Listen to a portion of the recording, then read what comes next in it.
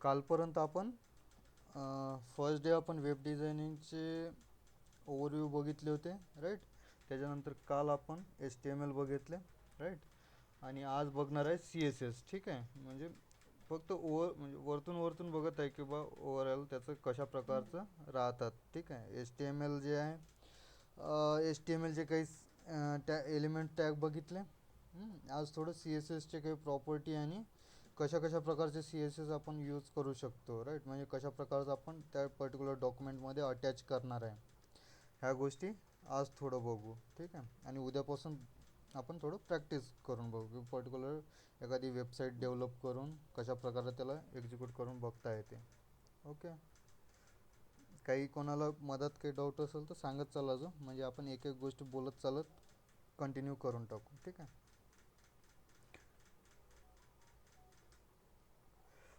C S S म्हणजे काय होते? Cascading style sheets, right. CSS described how HTML element are to be displayed on a screen, paper or in the other media, right. Means CSS काय करते की बा HTML element कशा प्रकारचं display झाला पाहिजे, राईट. जे पण आपण स्क्रीनमध्ये शो करत असतो, ह्या सगळ्या गोष्टी आपण CSS मध्ये डिफाईन करतो, राईट. कारण की जे पण HTML आहे, एक आपलं जर आपल्या बॉडीसोबत कम्पॅरिझन केलं तर तो काय एक स्केलेटन आहे HTML, राईट. आणि CSS जो आहे तो त्याला जे पण आपलं स्किनचं काम करते त्याच्या प्रकारचं आपण CSS त्याला कशा प्रकारचा कलर दिसला पाहिजे, कशा प्रकारची हाईट असली पाहिजे, कशा प्रकारची विड्थ असली पाहिजे.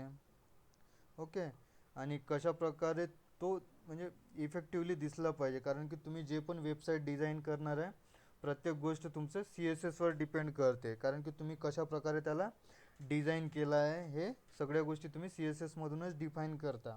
ओके, आणि तुम्ही जेवढं जास्त CSSची प्रॅक्टिस कराल तेवढं तेवढं तुमची वेबसाईट अट्रॅक्टिव्ह दिसेल. ओके, कारण की सगळ्या गोष्टी CSSवर डिपेंड असल्यामुळे CSS समजणं गरजेचं आहे जास्तीत, कारण की एलिमेंट सगळ्यांनाच माहीत आहे. कारण की त्याच्या एलिमेंट व्यतिरिक्त आपण काही यूज करत नाही. जास्तीत जास्त मोस्ट यूज करणारे एलिमेंट्स कोणते आहे? एक डिव टॅग आहे, राईट. ते पर्टिक्युलर डिव्हिजन बॉक्ससाठी आपण यूज करतो. सेकंड हेडलाईन टॅग आहे, आणि नंतर पॅराग्राफ. हेच रिपीटेडली आपण जास्तीत जास्त वेळा यूज करतो. आणि बाकीचे जे एलिमेंट यूज करणार आहे ते रेअरली आपण यूज करतो किंवा पर्टिक्युलर ह्या कामासाठी जर लिस्ट पाहिजे असेल तर ते UL किंवा OL म्हणजे ऑर्डर लिस्ट, अनऑर्डर लिस्ट अशा प्रकारचे जे जेव्हा गरज लागेल तेव्हाच यूज करतो. की पर्टिक्युलर अँकर टॅग कधी जेव्हा तुम्हाला लिंक पाहिजे तेव्हाच तुम्ही त्याला यूज करता, राईट. अशा प्रकारचे जे बाकीचे एलिमेंट्स आहेत जेव्हा तुम्हाला गरज पडणार आहे त्याचवेळी तुम्ही त्याला यूज करणार आहे, अदरवाईज त्याला यूज नाही करत तुम्ही. ठीक आहे, आणि CSS असं आहे की पर्टिक्युलर तुम्ही जेवढे तुमची वेबसाईट दिसणार आहे, पर्टिक्युलर एकेका ब्लॉगपासून तर पुरा होल वेबसाईटपर्यंत सगळ्या गोष्टीचं जे पण लुक अँड फील होणार आहे सगळ्या गोष्टी तुम्हाला CSS मधूनच डिफाईन करावं लागणार आहे.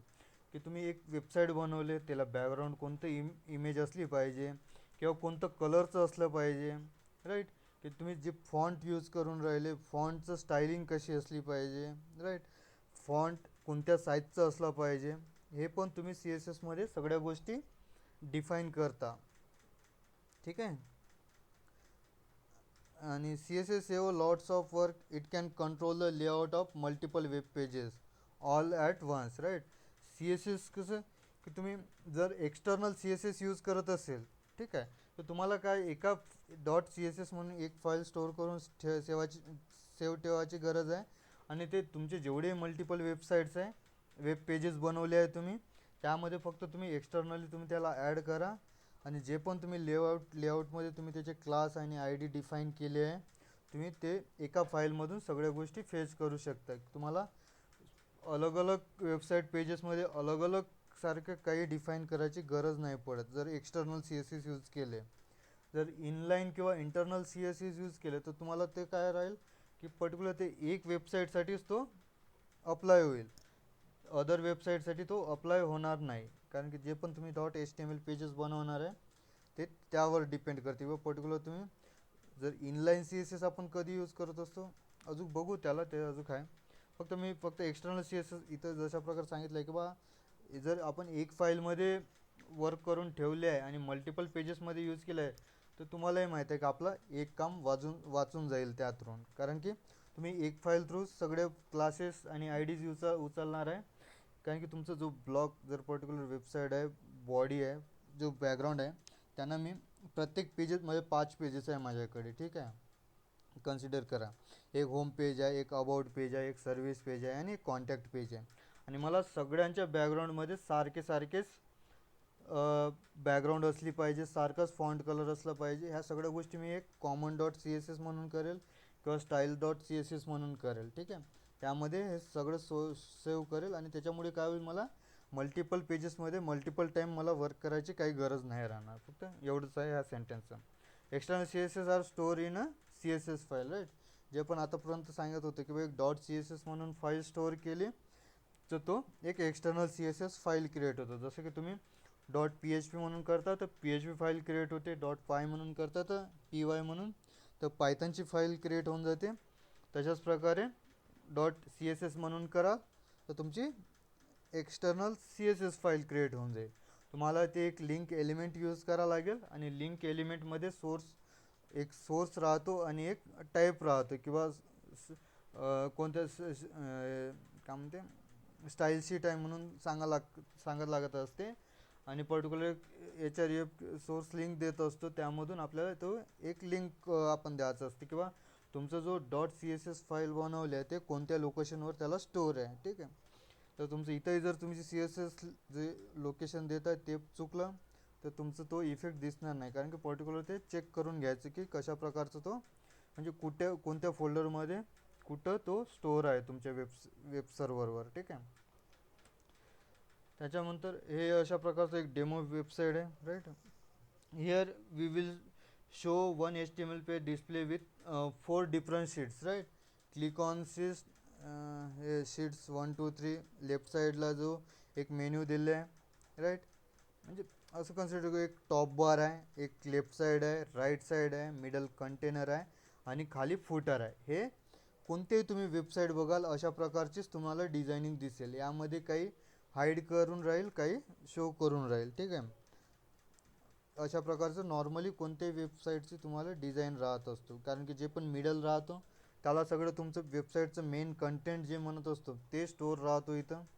ओके, कारण की तुम्हाला जो डिस्प्ले करायचा आहे, जो राईट साईड किंवा लेफ्ट साईड जे तुमचं ऑप्शनलसाठी राहतात, हे कसे साईट मॅप्स आहे की पर्टिक्युलर तुम्हाला त्या कधी कधी तुम्हाला एका लिंकवर डायरेक्टली जायचं असतं, त्यावेळी म्हणजे पर्टिक्युलर त्या पेजच्या रिलेटेड काही लिंक्स असेल, तुम्ही हे लेफ्ट साईड किंवा राईट साईडमध्ये तिथं देऊ शकता. ठीक आहे, हे झाले साईड बार्स आहे, जे लेफ्ट आणि राईटला आहे ना ते साईड बार्स आहे. ओके, टॉप तर काही सांगायची गरज नाही कारण की हा हिडर सेक्शन असतो. तुमची मेन वेबसाईट कोणत्या कामासाठी आहे त्याचा पर्टिक्युलर टायटल आपण तिथं डिफाईन करून ठेवत असतो.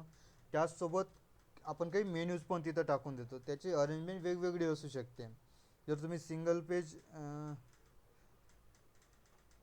जर होरिझॉन्टल वेबसाईट करत असेल, राईट, तर त्यामध्ये तुम्हाला पर्टिक्युलर एका होरिझॉन्टल वेबसाईट्समध्ये तिथंच लिंक्स असतात, राईट. ते पर्टिक्युलर लिंक्स म्हणजे ते सेक्शनमध्ये डिवाईड होतं. जर होरिझॉन्टल वेबसाईट असेल तर तो सेक्शनमध्ये डिवाईड असतो. वर्टिकल असेल तर पर्टिक्युलर मल्टिपल पेजेस त्यामध्ये वेबसाईटमध्ये ॲड होतात, राईट. म्हणजे त्यामध्ये तुम्ही वेगवेगळे हे मेन्यू बार तिथं आपण जसं की आत्ताच सांगितलं होतं थोड्या वेळा अगोदर, एक आपली एन जी ओची वेबसाईट आहे किंवा प्रोडक्टची वेबसाईट आहे, त्यामध्ये काय करणार आहे, होम पेज राहणार आहे, एक अबाउट पेज राहणार आहे, सर्व्हिस पेज राहणार आहे आणि कॉन्टॅक्ट पेज राहणार आहे. अशा प्रकारचे ते मल्टिपल पेजेस जिथं जिथं आपण क्रिएट करणार आहे, म्हणजे एक home dot H T M L राहील, एक अबाउट डॉट आणि त्याचे लिंक आपण हे इथं मेन्यूमध्ये आपण प्रोव्हाइड करू. ठीक आहे, आणि वर्टिकल असेल तर पर्टिक्युलर सेक्शन डिवाईड करणार आहे की जेवढी स्क्रीन आहे त्यानुसारच त्याचे सेक्शन्स बनणार आणि पर्टिक्युलर ते मेन्यूवर क्लिक केलं की तो सेक्शन कॉल करणार. अशा प्रकारचा तो मेन्यू, हा मेन्यू डिपेंड करते कोणत्या याच्यावर आहे. आणि जो राईट आणि लेफ्ट साईड आहे हा तुमच्या साईट मेन्यू टाईपमध्ये तुम्ही यूज करू शकता. ओके, आणि जो फुटर आहे आता ते डिपेंड करते की तुम्ही कोणत्यासाठी करताय. मोस्ट ऑफ टाईम जो फुटर राहतो तो आपले क्रेडिट घेण्यासाठी राहत असतो. जर तुम्ही एखादी वेबसाईट डेव्हलप केली आहे, राईट, मग आणि तुम्हाला त्या वेबसाईटवर आपण मेनली कुठे तुम्ही बघता किंवा खाली राहतो किंवा design and develop by particular तो डेव्हलपर नेम म्हणा की तो डेव्हलपर तो कंपनी नेम म्हणा, कोणत्या कंपनीनं तो डेव्हलप केला आहे, अशा प्रकारची इन्फॉर्मेशन आपण फुटरमध्ये देत असतो, राईट. हे एक नॉर्मल वेबसाईटची डिझाईन आहे. आणि ह्या डिझाईनमध्ये तुम्ही अजून बघू शकता, हा जो डिझाईन बनवला आहे हा HTML मध्ये बनवतो, राईट. आणि याचे जो कलरिंग इफेक्ट आहे, जसं मी जो मेन्यू बार आहे म्हणजे जो हिडर सेक्शन आहे, हिडर सेक्शन हा ग्रीन कलरमध्ये आहे. ह्या गोष्टी जो साईड बार आहे तो ब्ल्यूमध्ये आहे. ह्या ज्या गोष्टी आहेत ते आपण सगळ्या गोष्टी CSSमध्ये डिफाईन करतो, किंवा पर्टिक्युलर हा कलर असंच म्हणजे हा हा जो आता मी कन्सिडर केलं की हा जो हेडर सेक्शन आहे हा माझा एक फुल डिव टॅग आहे. त्याच्यामध्ये एक H1 वापरून मी हे वेबसाईटची टायटल दिली, आणि हे पॅरेग्राफमध्ये किंवा अनऑर्डर लिस्टमध्ये मी तो एक मेन्यू सेट बनवला आहे त्यामध्ये. आणि मी काय करेल, पर्टिक्युलर तो CSS वापरून मला जशा प्रकारचा तो कलर पाहिजे ते इफेक्ट्स मी तिथं प्रोव्हाइड करेन. ठीक आहे, मी इथे ग्रीन म्हणून दिलं आहे. तर बॅकग्राऊंड पर्टिक्युलर जे पण CSSचे प्रॉपर्टीज आहे, ओके, ते CSSचे प्रॉपर्टीमध्ये मी एक याला क्लास करेल ना, एक हिडर नावाचा क्लास करेल. ओके, त्या क्लासमध्ये मग एक बॅकग्राऊंड कलर म्हणून पर्टिक्युलर हा ग्रीन कलर देईल. याला मला विड्थ द्यायचा आहे, कारण की तुम्ही बघता की बा जो लेफ्ट साईडपासून राईट साईडपर्यंत ॲक्युरेट टोटली स्पेस ऑक्युपाय करून आहे, राईट. तर ह्यासाठी मी काय करेल, याची विड्थ डिफाईन करून देईल की बा हा जो विड्थ आहे तो 100% विड्थ असला पाहिजे. ठीक आहे, याची पर्टिक्युलर हाईट मला किती, माझं हिडर सेक्शन कोणत्या हाईटमध्ये पाहिजे, ह्या सगळ्या गोष्टी जे पण आपण म्हणत असतो हे CSSमध्ये डिफाईन करतो. ठीक आहे. आणि हा सेकंड सेक्शनमध्ये तुम्ही बघता की बा left side content, right side, right. याच्यामध्ये काय आहे की एक डिवला 3 सेपरेट डिवमध्ये डिवाईड केले आहे. ह्या सगळ्या गोष्टी तुम्ही जर नुसतं HTML थ्रू करतो म्हटलं तर पॉसिबल नाही होत, कारण की एक डिव जर एकाखाली एक लिहित असेल तर म्हणजे डिव जर एका पाठोपाठ एक लिहित असेल तर तो एकाखाली एकच शो करतो. जसं की हे style sheet 1, style sheet 2, style sheet 3 अशा प्रकारे आहे ना, अशाच प्रकारे तो शो करेल. तो हॉरिझॉन्टली व्हर्टिकली अरेंज करणार नाही, हॉरिझॉन्टली अरेंज करणार नाही कोणत्या गोष्टी. ठीक आहे, तर त्यासाठी म्हणून आपल्याला CSSच यूज करा लागेल. ओके, अशा प्रकारचा हा आपण CSS यूज करून असे वेगवेगळे इफेक्ट त्याला देऊ शकतो. ठीक आहे. आणि इथं तुम्ही जे मिडलमध्ये बघता, कुठे हे मिडलमध्ये जे स्टाईल शीट 1, स्टाईल शीट 2 हे अंडरलाईन दिले आहे म्हटलं तर हे समजून जाते की हा याच्यामध्ये काहीतरी लिंक दिले आहे इथं. ठीक आहे, जेव्हा अँकर टॅग आपण देत असतो तेव्हाच तो लिंक म्हणजे तो अंडरलाईन देत असतो की बा ह्यामध्ये पर्टिक्युलर लिंक आहे, तुम्ही त्याला क्लिक करून यूज करू शकता. अदरवाईज तुम्ही मोस्ट ऑफ वेबसाईटमध्ये बघता तिथं तो अंडरलाईन दिसत नाही, कारण की तो टेक्स्ट डेकोरेशन नन करून ठेवून दिलं असते. म्हणजे पर्टिक्युलर जे पण लिंकची देऊन आहेत ते आपण नन केल्यामुळे हा अंडरलाईन चालला जातो, डेकोरेशन नन केल्यामुळे. ठीक आहे, हे असे काही CSSचे फीचर्स आहे. अजून समोरासमोर बघूतच अजून वेगवेगळे काय काय आहे. ठीक आहे, हे असं प्रकारे हे एक ओव्हरऑल वेबसाईटची डेमो आहे की एक सिंगल पेज जर एक बनवले आहे तुम्ही, अशा प्रकारचं एक मॅनेज करून तुम्ही बनवू शकता. Okay, why use CSS, right. आतापर्यंत तेच सांगितलं की why CSS use to define styles for your web pages, right. जे पण आताची प्रिव्हियस वेबसाईट बघितली त्याच्यात आपण CSS कशासाठी यूज केले, स्टायलिंगसाठी, कशा प्रकारचं कलर इफेक्ट दिसलं पाहिजे त्याच्यासाठी, including the design, right. Design तर सांगितलंच आहे, पर्टिक्युलर कलर इफेक्ट जे म्हटलं, लेआउट्स म्हणजे आता जसं सेकंड ब्लॉकमध्ये वगैरे बघितले की पर्टिक्युलर लेफ्ट साईड आहे, मिडल आहे, राईट साईड आहे, हे एक लेआउट झाले ना. एक वरतं हिडर आहे, नंतर मधातलं कंटेनर आहे आणि खालचं फुटर आहे. हे मेन वेबसाईटचे लेआउट आहे, याला लेआउट म्हणत असते. किंवा तुम्ही पर्टिक्युलर जे पण तुमच्याकडे डेटा दिला आहे त्याला तुम्ही कशा प्रकारे तुमच्या वेबसाईटवर अरेंज केले आहे, आणि पर्टिक्युलर तुम्ही जिथं जिथं डेटा अरेंज करता त्याला पर्टिक्युलर एक नाव पण असल्यासारखं राहतो, राईट. जसं की मी आता सांगितलं एक हिडर, कंटेनर, फुटर हे मोस्ट ऑफ वेबसाईट्समध्ये कॉमनच राहतात. आणि त्याच्या कंटेनरमध्ये लेफ्ट साईडवर किंवा राईट साईडवर हे ऑप्शनल असतात, तुम्ही टाका नको टाका ते तुमची मर्जी, right. And variation in display for different device and screen sizes, right. परवा आपण फर्स्ट सेकंड डेला आपण डिस्कस केली होती की बा पर्टिक्युलर जे पण वेबसाईट आपण बनवली आहे, राईट. त्या दिवशी आरतीनं सांगितलं होतं की बा एक मीडिया क्वेरीज वगैरे आपण यूज करतो, राईट. ते जे मीडिया क्वेरीज आहेत ते यूज करायसाठी तुम्हाला C S S S use करा लागणार आहे, ठीक आहे. सी एस एसमध्ये तुम्ही डिफाईन,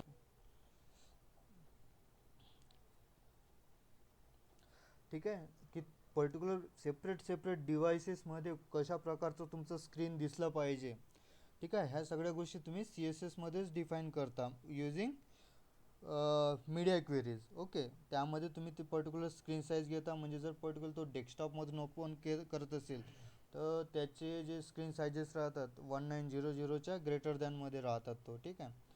त्या थ्रू आपण तिथं डिफाईन करू शकतो ते लेस दॅन ते अप टू 1200पर्यंतचे जे स्क्रीन साईजेस राहतात ते लॅपटॉपचे स्क्रीन साईजेस राहतात, राईट. याच्यासाठी म्हणजे तुम्ही ते तिथं रेंज डिफाईन करू शकता किंवा ह्या रेंजपासून ह्या रेंजचे जे स्क्रीन साईजेस असणार आहे त्याच्यामध्ये तुमचं डिव्हाइस कशा प्रकारे दिसलं पाहिजे. आणि तेच अजून जर टॅबलेट असेल तर ते 900च्या रेंजमध्ये स्क्रीन साईजेस राहतात त्याचे, ओके. आणि 900 to 600च्या रेंजमध्ये, आणि त्याच्याही लेसमध्ये जर बघितले तर ते मोबाईल डिव्हायसेस राहतात, ठीक आहे. हे सगळ्या गोष्टी जर डिफाईन करून त्याच वेगवेगळ्या डिव्हाइसमध्ये वेगवेगळे डिझाईन दिसले पाहिजे, यासाठी आपण हे सी एस एस यूज करू, ओके. आणि जर हे सी एस एसही तुम्हाला हे सी एस एस म्हणजे काय झालं, एक कोर कॉन्सेप्ट झाली, म्हणजे कशा प्रकारचा तो सी एस एस वर्क करते तो. आणि याच्यानंतरही जर ह्या सी एस एस यूज न करता डायरेक्ट आपण क्लास यूज करून पण आपली वेबसाईट डेव्हलप करू शकतो. त्याच्यासाठीच हे बूटस्ट्रॅप किंवा जर तुम्ही फ्रेमवर्क्स यूज करत असेल तर त्यामध्ये मटेरियल यू आय वगैरे प्रोव्हाइड करतात, राईट. त्यामध्ये तुम्हाला काही अशा प्रकारे बेसिक थिंग काही डिफाईन करायची गरज नाही पडणार, कारण की तुम्हाला लेआउट, ग्रेडिंग, पर्टिक्युलर कंपोनंट्स कसे कसे असले पाहिजे ह्या सगळ्या गोष्टी तुम्हाला तिथं भेटतात, ठीक आहे. जर तुम्ही बूटस्ट्रॅपची जर वेबसाईट एकदा विजिट केली असेल तर तो एक सी एस एसचं फ्रेमवर्क आहे, राईट. मीन्स आपण जे पण सी एस एस डिफाईन करून घेणार आहे ते ऑलरेडी तिथं डिफाईन राहतात, ठीक आहे. म्हणजे त्यांनी जे क्लासेस दिले फक्त तुम्ही तुमच्या याच्यात यूज करा. आणि हे जे डिफरंट डिव्हायसेससाठी जसं आपण म्हणत आहे, तुम्हाला असं बघितलं किंवा विचार केला की तुम्हाला वाटत असेल की बा किती डिफिकल्ट असेल किंवा काय असेल, राईट. पण तुम्ही जर ते बूटस्ट्रॅप यूज करून कोणती वेबसाईट डेव्हलप करत असेल तुम्हाला पर्टिक्युलर त्याचे ग्रेड लेआउटचे फक्त क्लासेस यूज करायचं राहील, ठीक आहे. बाकी काही नाही, फक्त ते क्लास यूज करा आणि तो ऑटोमॅटिकली तो प्रत्येक डिव्हाइसनुसार आपली साईज चेंज करून घेईल, ओके. त्याच्यामध्ये एक रो म्हणून क्लास आहे आणि त्याच्यामध्ये कॉल एल जी म्हणजे large devices, M D medium devices, right. M D म्हणजे मीडियम डिव्हायसेस, एस एम म्हणजे स्मॉल डिव्हायसेससाठी. अशा प्रकारचे ते वेगवेगळे क्लासेस देऊ नये की पर्टिक्युलर तुमचे डिव्हाइस वाईज तुम्ही तिथं अप्लाय म्हणजे ह्या सगळ्या गोष्टी तुम्ही ग्रिड लेआउटसाठी घेऊन घ्या. तुमचे जे पण बॉक्सेस राहणार आहे तो अकॉर्डिंग टू तुमची मोबाईल स्क्रीन तो ॲडजस्ट करून घेईल, ओके. हे झाले ओव्हरऑल सी एस म्हणजे कशासाठी यूज करणार आहे, okay. C S S solve a big problem, right. कारण की H T M L was never intend to contain tags for formatting a web pages, right. की जे पण तुम्ही H T M L use करणार आहे याच्यामध्ये असे काही फॉर्मॅटिंग प्रेझेंट सध्यापुरतं तर काही प्रेझेंट दिले नाही आहे किंवा तुमचं वेबसाईट कशा प्रकारे तिथं दिसली पाहिजे, right. H T M L was created describe the content of a web pages like header paragraph, like this is headline, this is paragraph, this line, like this lines only they describe their content inside their elements, okay. हे फक्त H T M L एवढंच करू शकते, त्याच्या व्यतिरिक्त काही करू शकत नाही, okay. When tags like font and color attribute were added to HTML 3.2 specification, it started a nightmare for web developer, right. Development of large website where font and color information were added to every single page become a long and expensive process, right. याच्यात म्हणत आहे की बा H T M L 3.2मध्ये हे specification काही ॲडही केले होते किंवा फॉन्ट लाईक टॅग्स वगैरे, राईट. त्याच्यामध्ये तुम्ही कलर वगैरे यूज करा, पण याच्यामुळे काय होऊन राहिलं होतं की जर कारण की तुम्ही काउंट नाही करू शकत की एका वेबसाईटमध्ये किती पॅराग्राफ असू शकते किंवा एका किती आपण टायटल्स किंवा हे यूज करणार आहे त्या पेजेसमध्ये, राईट. तर त्याच्यामुळे काय होते की ते एक लेंदी प्रोसेस वाढून जाते त्याचं. आणि तुम्ही जर आणि जर एक खूप मोठी वेबसाईट असेल तर तुम्ही प्रत्येक कंपोनंट किंवा प्रत्येक कंपोनंटच्या अंदर जाऊन प्रत्येक पेजेसच्या याच्या अंदर जाऊन प्रत्येक एलिमेंटमध्ये तुम्ही चेंज नाही करू शकत, राईट. एवढं टाईमही नाही राहत. आणि प्रत्येक जर तुम्ही अशा गोष्टी चेंज करत जात असेल तर हे खूप एक्सपेन्सिव्ह प्रोसेस होऊन जाईल, राईट. त्यासाठीच to solve this problem the world wide web consortium W3 school created CSS, right. म्हणून हा प्रॉब्लेम सॉल्व करासाठी यांनी CSS हे यूज केलं आहे. CSS remove the style formatting from the web HTML, right. जे पण तुम्ही स्टाईल फॉर्मॅटिंग करून राहिले ह्या सगळ्या गोष्टी CSS मुळे रिमूव्ह झाल्या आहे. ओके.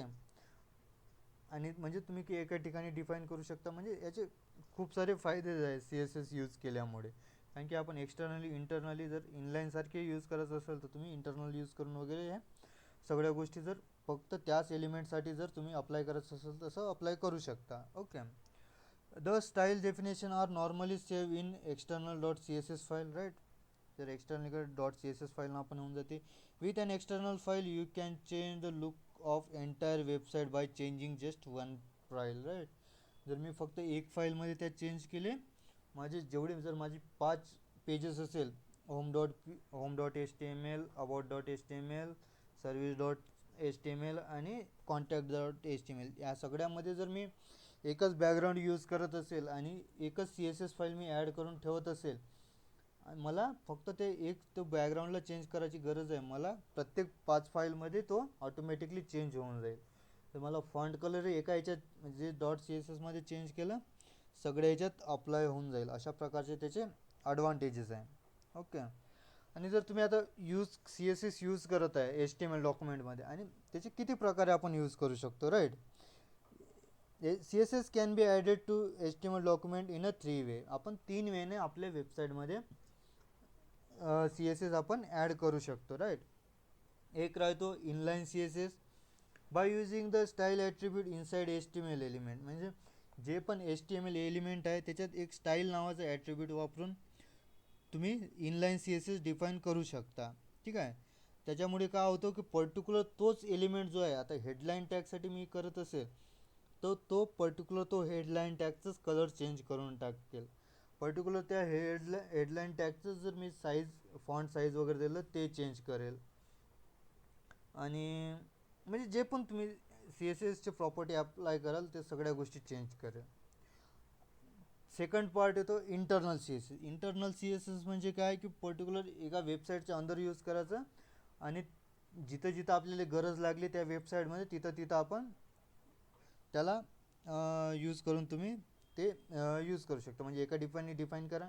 मला 4-5 मी हेडलाईन यूज केले, कार्ड यूज केले, ब्लॉक यूज केले. त्याच्या अंदर मला त्या 4 ब्लॉक्समध्ये 4 एकच सारखं CSS पाहिजे. मी इंटरनल CSS यूज करेन, सगळ्यांना अप्लाय. एक्सटर्नल म्हणजे आता सांगितलं की पर्टिक्युलर मी एका फाईलमध्ये सगळीकडे डिफाईन करून देईल. जसं की माझा बॅकग्राऊंड राहिला, टोटल फॉन्ट फॅमिलीज कसे असले पाहिजे, ह्या सगळ्या ज्या गोष्टी आहे मी फक्त एका ठिकाणी डिफाईन करून ठेवून देईल, तो सगळ्या ठिकाणी अप्लाय होऊन जाईल, राईट. हे असे 3 प्रकारचे स्टाईल्स आहे. Okay. The most common way to add CSS is keep the style in external CSS, right. कोणतं जनरेट कोणत्या गोष्टीचं आणि एका ठिकाणी डिफाईन करून मल्टिपल ठिकाणी यूज करता, आणि त्याच्यामुळे तुमचं कोडचंही म्हणजे कोडही चांगल्या प्रकारे दिसेल, राईट. एक्सटर्नल CSS यूज करणे हे सगळ्यात बेस्ट ऑप्शन राहील सगळ्यासाठी, ठीक आहे. हे अशा प्रकारचं हे झालं इनलाईन CSS, जे HTML एलिमेंट आहे त्याच्या अंदर आपण यूज केले. आपण एक एक्झाम्पलही करून दाखवतो तुम्हाला.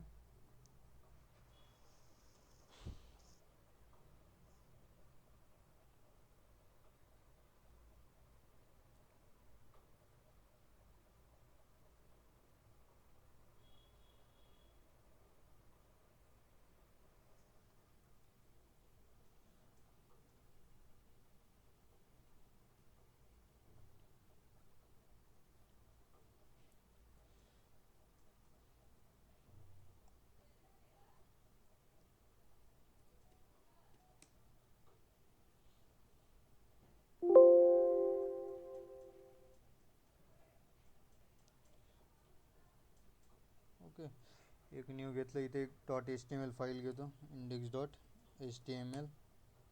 ओके.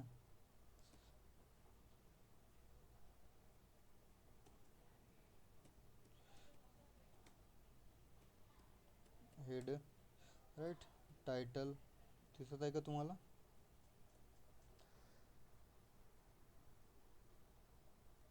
टायटल. ओके. माझी वेबसाईट एक डेमो पेज म्हणून बनवता येतं, डेमो पेज म्हणून लिहून देईल. ठीक आहे, डेमो पेज. जे पण राहील second body, body part. Okay. याच्यात मी H1 टॅग यूज केला, हॅलो ललित. ओके. हा झाली माझी एक वेबसाईट. कुठं आहे क्लास?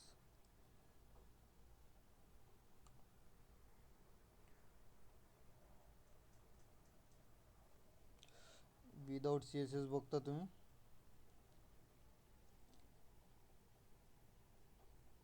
याला काही फॉन्ट आहे ना, काही आहे, राईट.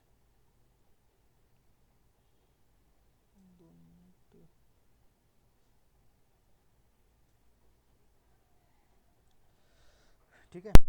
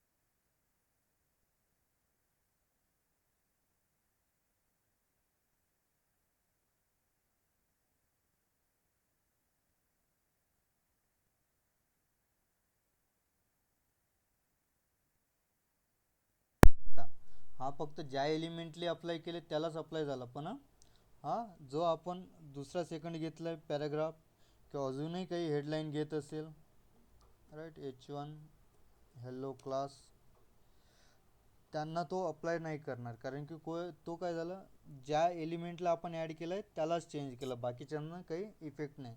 आणि अशाच प्रकारे तुम्हाला प्रत्येक एलिमेंटलाही तुम्हाला कोणाला काही चेंज करत राहायचं असेल तर तशा प्रकारे पण तुम्ही करू शकता त्याला. ठीक आहे, की आता मला जो पॅराग्राफ आहे त्याला मला अजून स्टाईल हे करायचं आहे. ओके. आणि मला त्याला कलर जो आहे मी कोणतं देऊ, ब्ल्यू देतो, ब्ल्यू वायलेट करतो, राईट. त्याचं कलर थोडं ब्ल्यू वायलेट असला पाहिजे, राईट. अशा प्रकारे पर्टिक्युलर ज्या ज्या एलिमेंट आहे, हे इनलाईन सी एस एस झाला, की पर्टिक्युलर एका एलिमेंट पुरतंच, बाकीच्यांना काही इफेक्ट नाही होणार आहे. ठीक आहे, अशा प्रकारचा हा इनलाईन सी एस एस आहे. ओके. मीन्स जसं हे इथं एक्झाम्पल दिले, H1 टॅग घेतला, H1मध्ये अप्लाय केले याला ब्ल्यू, आणि एक पॅराग्राफ घेतलं त्याला रेड, म्हणजे जो ज्या एलिमेंट आहे तेवढंच अप्लाय होईल, बाकीच्यांना काही टेन्शन नाही. तेच जर इंटरनल सी एस एस असेल तर इंटरनल सी एस एस कुठं आपण पहिलं सांगितलं की बा आपल्याला जे पण इनिशलायझेशनचे काम आहे ते आपण हेड सेक्शनमध्ये करत असतो. ठीक आहे, हेड सेक्शन कुठं आहे आपला, हां, याच्यातही अजून ठीक आहे, जाऊ दे ते. आणि क्लास आणि आय डीज वगैरे आपण उद्या वगैरे बघू, पण जनरली आता एक इन्फॉर्मेशन देऊन द्यायची किंवा पर्टिक्युलर एक एलिमेंटच टॅग डायरेक्टली यूज, त्या एलिमेंट टॅगलाच जर आपल्याला कलर इफेक्ट किंवा काही द्यायचं असेल, ओके, तर त्यांना आपल्याला काही डॉट किंवा हॅश यूज करायची गरज नाही. डॉट केव्हा यूज करत असतो, पर्टिक्युलर क्लास जेव्हा यूज करणार आहे. ठीक आहे. आणि जर तुम्ही डायरेक्ट एलिमेंट टॅग यूज करून त्याला एलिमेंटला तुम्ही स्टाईल इफेक्ट देऊ शकता. ठीक आहे, जर मला फक्त आता बॉडीला काही कलर द्यायचा आहे, बॉडी टॅग यूज केला त्याच्यामध्ये, हे आता यामध्ये आता जसं प्रकारे कलर फॉन्ट फॅमिली बघितले तशाच प्रकारे हे काय झाले, त्यांचे प्रॉपर्टीज झाले सी एस एसचे. ठीक आहे, इथं पण बॉडीला मी बॅकग्राऊंड कलर देईल. ठीक आहे, हा एक प्रॉपर्टीज आहे. याला अजून डिटेलमध्ये घेऊ, काही टेन्शन नको घ्या. याला यांची पण एक लिस्ट देऊन देतो तुम्हाला की बा कोणते कोणतेच गरजेचं आहे. आणि हेच तुम्ही रिपीटेडली जर प्रॅक्टिस केली सगळ्या गोष्टी, तुम्हाला ह्याच यूज होणार आहे. ठीक आहे.